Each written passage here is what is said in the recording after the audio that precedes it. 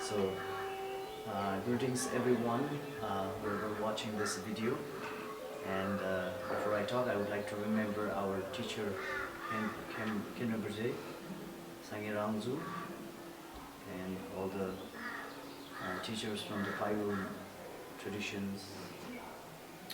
And I would like to also personally thank you for giving an opportunity to have a little discussion, a Dharma discussion. I would like to welcome Khenpo Sonam from the Namdorling Monastery, which is one of the highest education place for studying, I think, Nagyur tradition.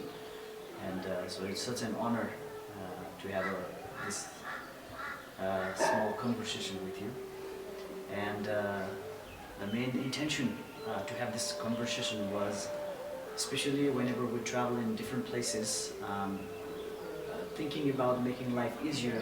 We build a lot of different buildings, buy many different kind of cars, do many different materialistic things. Despite that, we are having still sort of, it looks like we're going on a path more complicated than more sort of make it easier. And in this sort of path, what does a Dharma plays? How does the Dharma plays a very important role? How does the Dharma plays a role in this journey?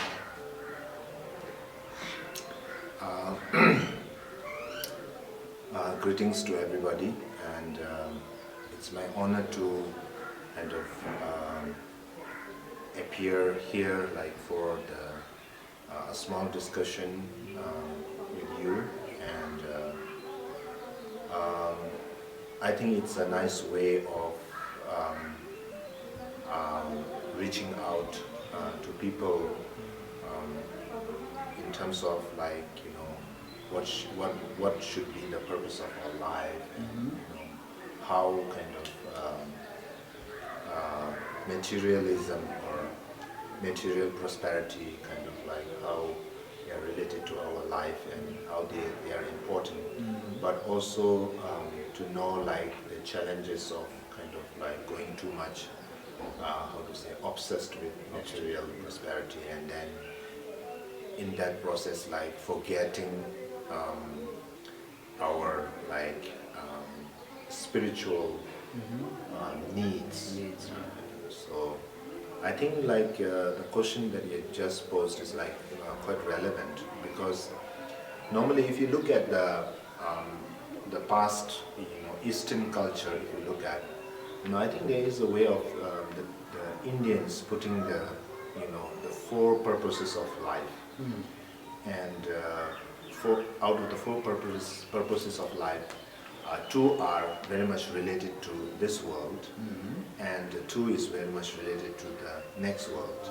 I mean, like long term. Yeah. So the two which are related to, which are very important in this life, are wealth and pleasure. So the thing is, we need wealth, we need kind of material prosperity in order to kind of, achieve what we call sense pleasures. Right. So suppose if you want to drive a very nice car, the latest car, then you need wealth in order to buy that. So then when you have wealth, you buy that car, and then you kind of like enjoy the drive. And then you have this sense of, okay, I own this car. And it's also a kind of sense of identity, status, that comes into picture. So these two are very much interrelated, wealth and pleasure, sense pleasure. But on the other hand, like if we are too much focused on these two, and then if we forget what actually real happiness is, which actually is very much to do with our mind, the state of mind, then what happens is like, we end up like dissatisfied, ever dissatisfied than before. So no matter like how much you have, like you still want to have more, right? So it's like a never-ending kind of thing.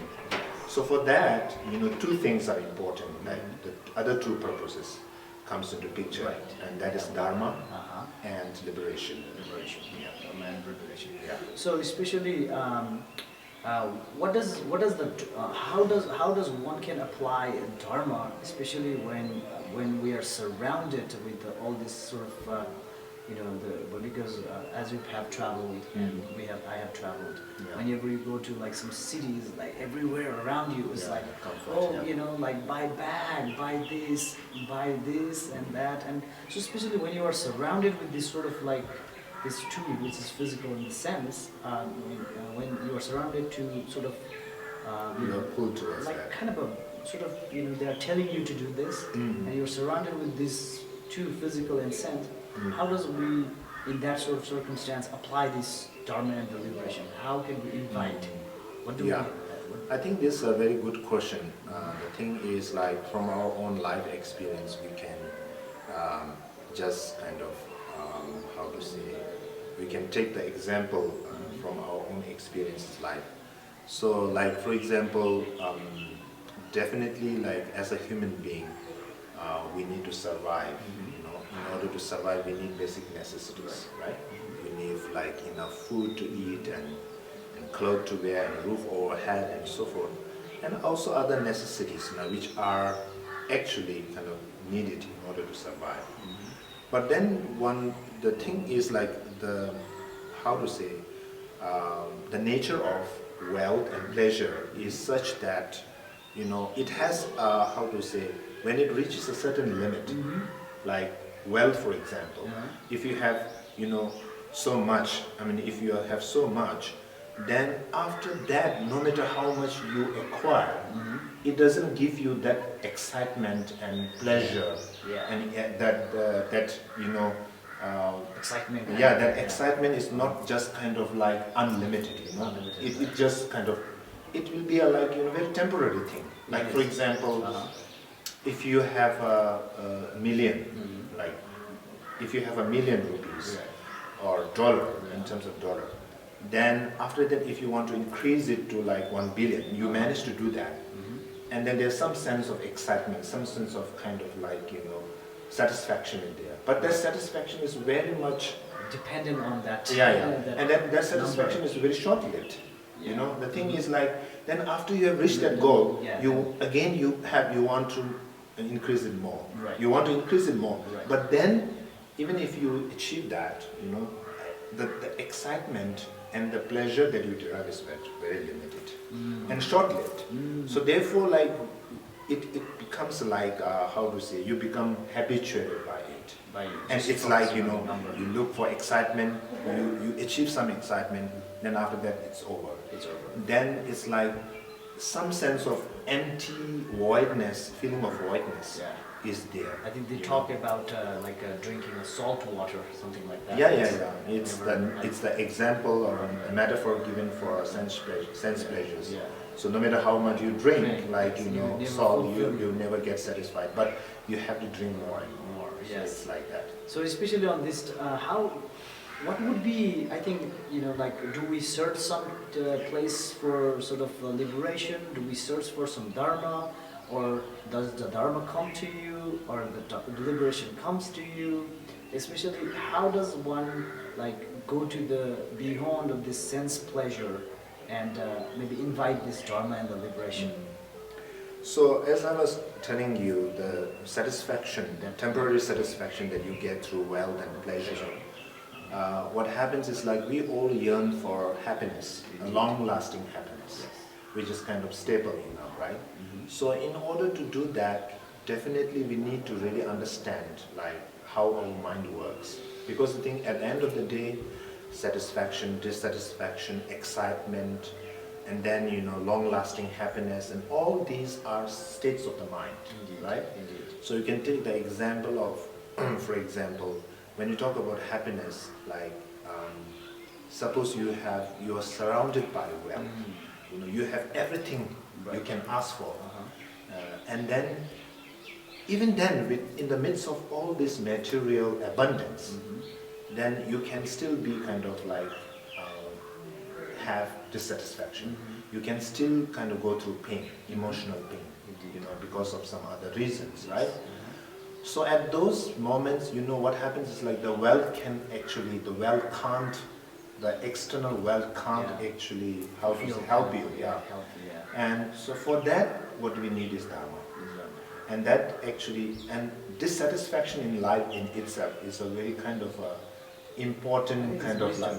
It's kind of very important platform to work on, you know, because of that dissatisfaction, there is always a question, like, I mean, something is lacking. Something is lacking, yes. And then, in order to fulfill that lacking, you know, we have Dharma. So that's why it's like, you know, of course we should have, you know, people who can point to us that this is actually the state of things, and we need to give more importance to spirituality, right?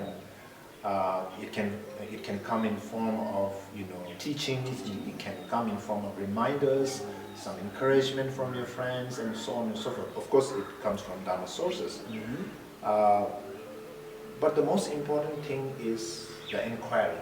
We need the inquiry. That we need to inquire. Okay, what is wrong with my life? You know, I've achieved everything, but even then, you know, why am I not satisfied? Right. So maybe how I look at things, you know, there's something wrong with that perspective. So how can we somehow, maybe like after getting some sort of a realization and maybe have some awareness, how can one acquire or search for a Dharma? How can one search for Dharma? From what would be the best way to search for Dharma? I think there are many ways, like, for example, of course, like the inquiry, the first most important thing is that you should have the mind of inquiring the curiosity, that something that you should be a seeker in a way, like from within, right? So when you seek, then you will try to find out like where actually you can find those answers. Then you can catch hold of a guru, of a teacher, and then you can be directed to the teachings of Buddha and his, you know, masters who have commented on his teachings, and then you can study, you can immerse yourself into study of. And the studying is very important, because then it gives you the whole picture of like what actually samsara is and how our mind works, and where do we get, like, where is the point that we get where we go wrong. I would like to have your recommendation. Do you have any recommendation for people who are entered to the Dharma? What would be your personal sort of your opinion and your sort of advice for people who want to like start new, and for the people who have started? What should we keep on focus on that? I think as I mentioned before, like, whether it is a new student or those who are already practicing, what is most important is the thirst for knowledge, the thirst and the yearning for, just as like we can take a very good example of Buddha's life, for example. And he had, like, when he was in palace, and then when he went out in kind of like into the, you know, village, the town, then he saw these kind of like four sides, right? Like an old man, and then, you know, the sick person and the dead person, and then also a kind of like a yogi and so forth. So then that actually, how to say, the curiosity was there, like, why should we go through this? You know? Then that curiosity actually kind of, when you seek for something, then you will get answers. You know, it may take some time to get the real answer. And it's a kind of a long process, it's not that easy. But then, I mean, everything starts from that curiosity, like, why do we need, what is the purpose of our life? All these spiritual questions comes up.